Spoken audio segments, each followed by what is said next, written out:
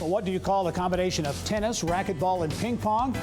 Pickleball. It's perhaps the fastest growing sport that no one's ever heard of. Bill Benner sat down this week with Indianapolis pickleball professional Rick Witsken and has more on this week's Inside Indiana Sports from Studio I. Bill.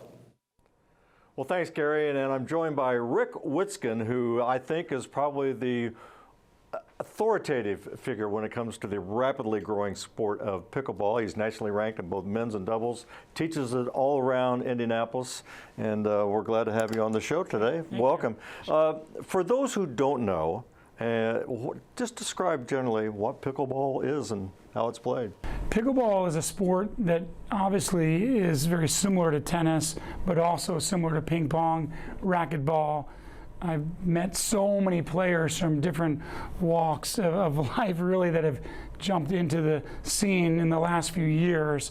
It does help if you have a little bit of a pickleball or racquetball tennis background, but quite frankly, I think the main reason for its popularity is its ease of access.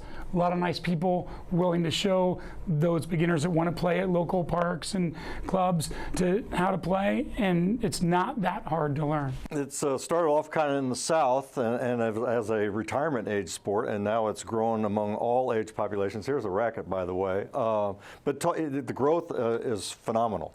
It's unbelievable. It really, for me, started 5 years ago as a coach and playing professionally when it was kind of at the grassroots stage. I think a lot of us remember back in our younger years in PE class having some form of pickleball, but not with the appropriate paddles or balls or necessarily the instruction. Now it's rampant, and to the point where in America there are middle school and high school teams forming to play scholastically. There's pro tournaments. We're running a pro series next year in Indianapolis. There's going to be a series of tournaments: Chicago, Owensboro, Indianapolis, Milwaukee. We've got an incredible group of cities. So like Indianapolis used to have the RCA championships, the pro scene will be launching with a series ending in the Masters. I'm headed to Dallas on Thursday to play in a $50,000 prize money event. And you teach camps too, I mean nationally, right? On Monday I'll be in Montreat, North Carolina. I've never been there. No, it's near the mountains. I'll be teaching about 100 folks at camp with a few other coaches, and destination camps are real popular in pickleball, but the number of teaching professionals is growing. And I mean, I had a beginning class in Noblesville at Finch Creek and then Cynthia Park this week. 25 people beginning, hungry. How did you learn about it? Oh, we heard word of mouth. Everybody's talking about it.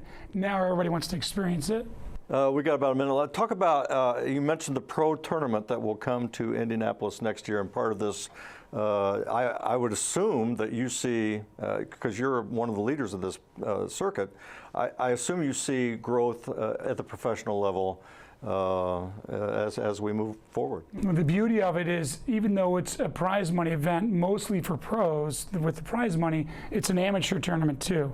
And all of the students I work with that are beginner, advanced beginner, intermediate, we want them to play in these tournaments. And many of these amateur players do travel around the country to play in these tournaments, like the US Open. So unlike tennis, that's focused more on just pro players, prize money events, these are amateur tournaments as well as pro prize money. So we're excited to bring in, we'll have a minimum of 400 participants playing in the Indianapolis Open next summer. Well, Rick, we certainly appreciate you coming on the show. Again, pickleball is a sport. By the way, his brother Todd Witsken was a world-ranked tennis player back in the 80s and 90s, and just a wonderful gentleman. Great Indianapolis family.